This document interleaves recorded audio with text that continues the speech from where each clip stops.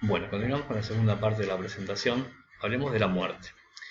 Biológicamente sabemos que tenemos fechas de caducidad. Sabemos que vamos a nacer, nos vamos a desarrollar, envejecer y en algún momento de nuestra existencia nos vamos a morir. Filosóficamente, el hombre reflexiona acerca de la muerte. ¿Qué es lo que pasa después de la vida, ¿no? ¿Qué es lo que pasa cuando nos morimos, ¿no? La mayoría de las religiones del mundo, bueno, dan, dan alguna explicación, digamos, a esto. Y bueno, para la mayoría el alma se va al lado de un creador.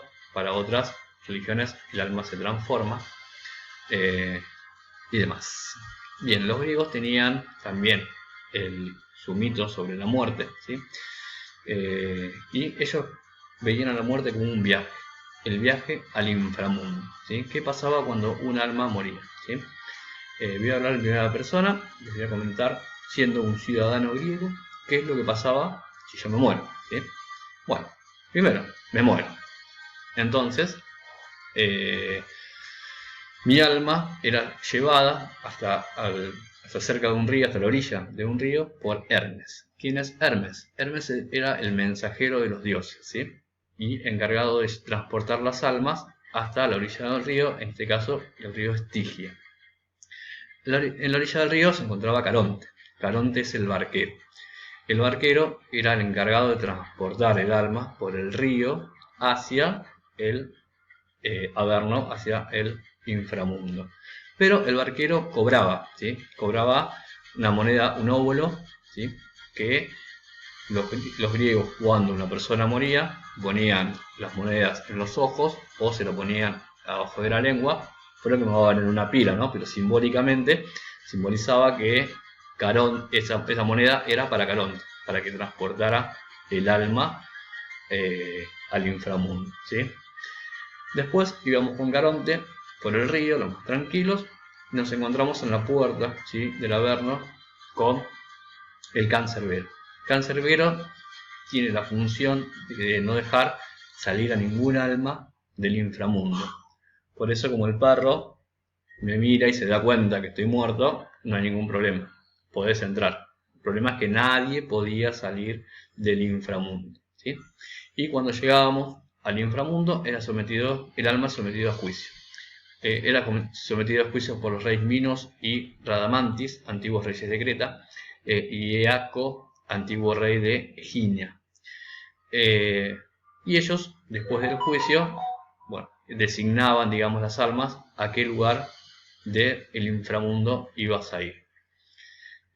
Muy importante recalcar o decir que este rito para los griegos era de suma importancia, ¿sí? Esto lo vemos, por ejemplo, en Troya, ¿sí? Cuando Aquiles mata a Héctor, que lo mata en la puerta de Troya. Aquiles se lleva el cuerpo de Héctor y el rey Príamo, ¿sí?, le ruega por favor a su enemigo. Aquiles va hasta su campamento y le ruega por favor que le devuelva el cuerpo para poder realizarle los ritos fúnebres, ¿sí? Recuerden que, bueno, la guerra de Troya gira en torno a Helena, ¿no? Helena de Troya, que se había escapado con el rey Paris, y todos los griegos van y atacan Troya. Eso también lo podemos ver también en la tragedia de Antígona, ¿sí?, en el teatro griego, cuando Antígona quiere enterrar o quiere darle los ritos fúnebres a su hermano Polinices, ¿sí?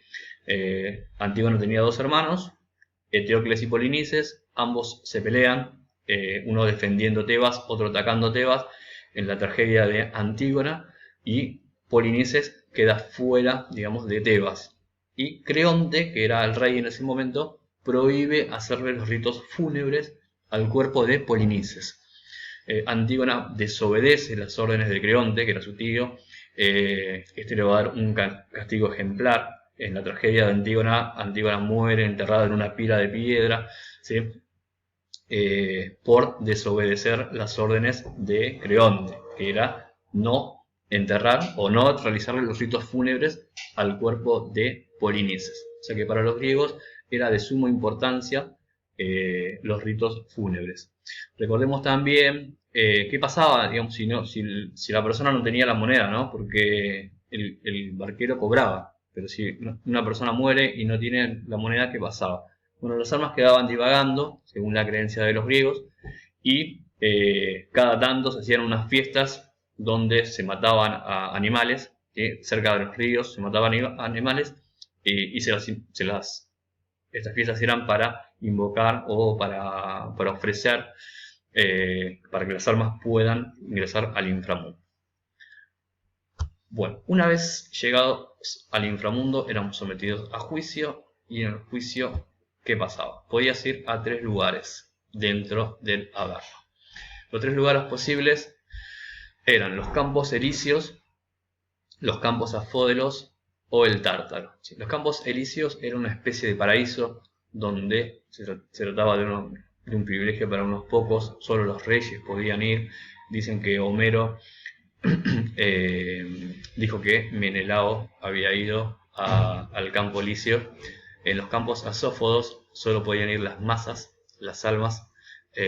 Ahí iba todo el común de la gente, iba a parar a los campos asófodos. O sea, una persona común en Grecia se moría, ¿a dónde iba a parar? A los campos afódelos. Y el Tártaro era un lugar, era lo más parecido al infierno. Estaba en la zona más oscuras y más profunda de Hades. Así quedaron confinados, bueno, los titanes y aquellos que habían cometido crímenes horrendos. Pero crímenes horrendos en contra de los dioses, ¿sí? Ahí estaba Sísifo, por ejemplo. Sísifo tenía el castigo de agarrar una piedra, llevarla hasta la cima de una montaña, arrojarla nuevamente, ir a buscarla, llevarla nuevamente, arrojarla nuevamente, ir a buscarla, y así por toda la eternidad, cíclico. Estaba Tántalo, estaba sometido a tener alimento cerca de él y no poder comer nada. Y estaba Prometeo que habíamos hablado, que le había robado el fuego a Zeus, se lo había robado en el tallo de un hinojo y se lo dio a los hombres, ¿sí? Le dio el conocimiento del fuego a los hombres para que no tengan frío, porque los quería, y para que los hombres pudieran estar más calentitos y cocinar sus alimentos, ¿no?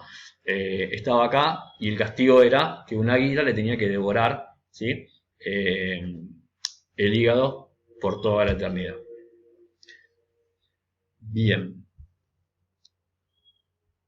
Esto era con respecto a el Hades. Pasamos al mito de Perséfone. El mito de Perséfone tiene como conflicto principal o central de alguna manera el rapto, ¿sí? Perséfone, recordemos que es hija de Zeus y de Deméter.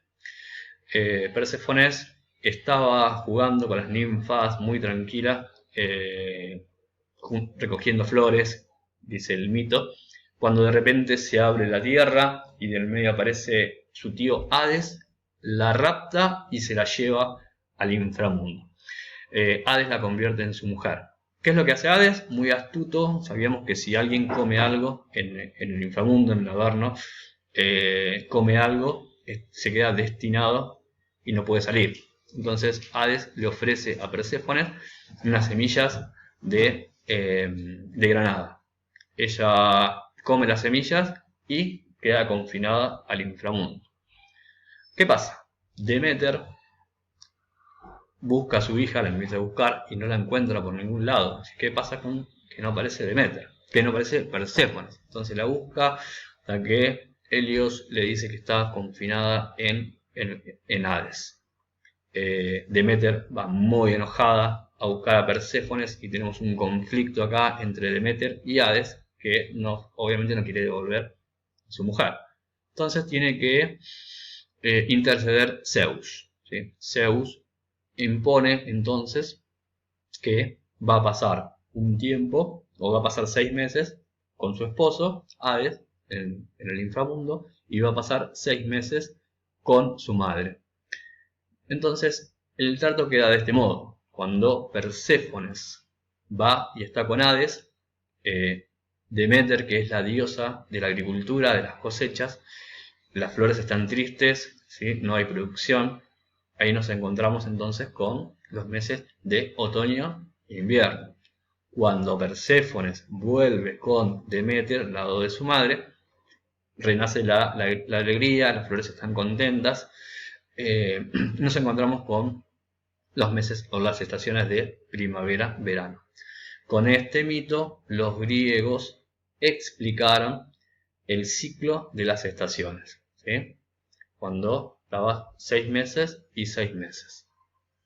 Este es el mito de Perséfones. Bueno, vamos llegando a la conclusión de esta presentación. Tenemos como conclusión de que casi todos los géneros literarios que conocemos hoy en día nacieron en el mundo griego. Ya hablamos de la épica, ¿sí? La Ilíada, la Odisea, son del supuesto poeta griego, ¿sí? Hoy también está en discusión si ambas obras son de Homero, pertenecen a la épica. La lírica, ya hablamos de poetas muy importantes en el mundo griego, como Hesíodo, Ovidio, ¿sí? Homero, y la dramática, ¿sí? El teatro griego nace en Grecia en el siglo IV a.C., en Atenas, ¿sí? En homenaje al dios Dioniso, ¿sí? Surgen unas celebraciones y va a surgir de acá la comedia y la tragedia, ¿sí? Dos géneros surgidos en la antigua Grecia, con autores muy importantes, como autores trágicos, como por ejemplo Esquilo, Sófocles y Eurípides, que van a competir, ¿sí? En estas competencias que van a hacer todos los años y que van a llegar, bueno, hasta nuestros días, obras muy importantes, ¿no? Bueno, de él pasaron a la literatura latina y de allí a nuestras literaturas modernas, ¿sí? Recordemos que los romanos conquistaron a los griegos y, bueno, entre otras cosas, se quedaron también con las obras de los griegos. Ven que los romanos tuvieron autores muy importantes también, ¿sí? Podemos destacar a Virgilio, a Séneca en el teatro, a Horacio, ¿sí? Pero también se quedaron con las historias de los griegos. Por eso tenemos las mismas historias de los griegos, pero con nombres romanos. Por ejemplo, Zeus pasó a ser Júpiter, Poseidón Neptuno, y Hades Plutón, y el mito que vimos es el mito de Proserpina, el mito de Perséfones. Es el mismo mito con los nombres romanos. Bien, pero la literatura griega no solo nos legó la forma y los diversos géneros, sino también la abundancia temática, ¿sí? Los griegos, entonces, son cunas de la civilización occidental, no por nada le dicen esto, ¿sí? Del mundo griego fueron muy imaginativos, muy creativos con respecto a, bueno, a las ciencias, ¿no? a las filosofías. La filosofía nace en Grecia. Tenemos los presocráticos, ¿sí? Y después tenemos los filósofos después de Sócrates, ¿sí? Como Sócrates, Platón, Aristóteles, que va a ser muy importante y que tiene una obra poética que, bueno, ahí nombra a la literatura y va a hablar sobre todo sobre la tragedia. Bueno, los puestos en esta presentación es solo una pequeña muestra de su compleja cosmovisión religiosa, ¿sí? Una manera de ver e interpretar el mundo. Como veníamos viendo en la presentación, los griegos, como todo pueblo de la antigüedad y como todo pueblo en la actualidad, tienen sus mitos, su religión, ¿sí?